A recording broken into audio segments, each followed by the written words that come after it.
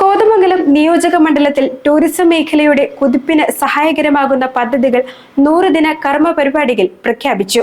Tourism circuit, monsoon festival, Bhoothathankettu fest, Inchathotty destination വികസനം എന്നിവയെല്ലാം tourism വളർച്ചയ്ക്ക് സഹായകരമാകുമെന്ന് ഷിബു തെക്കുപുറം MLA വിശദീകരിച്ചു. കുട്ടമ്പുഴയിലെ മിനി സ്വിറ്റ്സർലൻഡിൽ അടുത്ത മാസം 1 മുതലാണ് മൺസൂൺ ഫെസ്റ്റ് നടത്തുന്നത്. കോതമംഗലം നിയോജകമണ്ഡലത്തിൽ ടൂറിസം വികസനത്തിന് അനന്ത സാധ്യതകളാണുള്ളത്. ഇതു മുതലെടുത്തുള്ള പദ്ധതികൾ ആസൂത്രണം ചെയ്യുമെന്ന് ഷിബു തെക്കുംപുറം MLA വ്യക്തമാക്കി. ആദ്യഘട്ടമെന്ന നിലയിലാണ് 100 ദിന കർമ്മ പരിപാടിയിൽ വിവിധ പദ്ധതികൾ ഉൾപ്പെടുത്തിയിട്ടുള്ളത്. മൺസൂൺ ഫെസ്റ്റാണ് ആദ്യമായി നടപ്പാക്കുന്ന പദ്ധതി. സമീപകാലത്ത് മിനി സ്വിറ്റ്സർലൻഡ് എന്ന പേരിൽ പ്രശസ്തമായ കുട്ടമ്പുഴയിലെ പുഴയോരത്തെ പുൽമേട്ടിലാണ് ഫെസ്റ്റ് ഒരുക്കുന്നത്.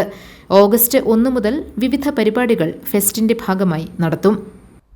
ടൂറിസം വികസനവുമായി ബന്ധപ്പെട്ടുകൊണ്ട് നിരവധി പരിപാടികൾ നമ്മൾ പ്ലാൻ ചെയ്യുന്നുണ്ട്. അതിൽ ഭൂതത്താൻകെട്ട് ഫെസ്റ്റ് ഉണ്ട്, നമ്മുടെ മൺസൂൺ ഫെസ്റ്റ് ഉണ്ട്. എല്ലാ ഡെസ്റ്റിനേഷനെയും കോർത്തിണക്കിക്കൊണ്ടുള്ള കാര്യങ്ങളെല്ലാം ഉണ്ട്. ഭൂതത്താൻകെട്ട് ഫെസ്റ്റാണ് മറ്റൊരു പദ്ധതി. ഓണക്കാലത്താണ് ഫെസ്റ്റ് സംഘടിപ്പിക്കുന്നത്. ഇതിനു മുന്നോടിയായി നിലവിലുള്ള ഉദ്യാനത്തിന്റെ ആദ്യഘട്ട നവീകരണം പൂർത്തീകരിക്കും. ഭൂതത്താൻകെട്ട് ഫെസ്റ്റുമായി ബന്ധപ്പെട്ട പ്രത്യേക യോഗം ശനിയാഴ്ച ജില്ലാ കളക്ടറുടെ സാന്നിധ്യത്തിൽ ഭൂതത്താൻകെട്ടിൽ നടക്കും. എത്രയും വേഗം ഭൂതത്താൻകെട്ട് ഗാർഡൻ നവീകരിക്കാനുള്ള ശ്രമങ്ങൾ നമ്മൾ ആരംഭിക്കുകയാണ്. ഓണത്തിന് മുമ്പായി അത് 1ാം ഘട്ടം നമ്മൾ പൂർത്തിയാക്കും.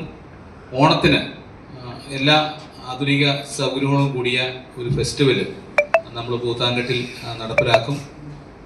കളക്ടർ ഈ ശനിയാഴ്ച ഭൂതത്താൻകെട്ടിൽ വരുന്നുണ്ട്. അതിൻ്റെ പ്രാരംഭ പ്രവർത്തനങ്ങൾ നമ്മൾ ആരംഭിക്കുക.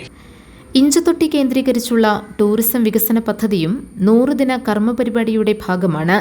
പല പദ്ധതികളും ഇവിടെ ആസൂത്രണം ചെയ്യും.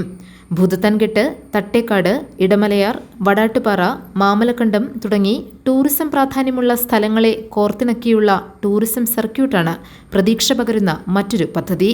കർമ്മപരിപാടിയുടെ ഭാഗമായി അന്തിമ രൂപരേഖ തയ്യാറാക്കും. GTV news, Kothamangalam.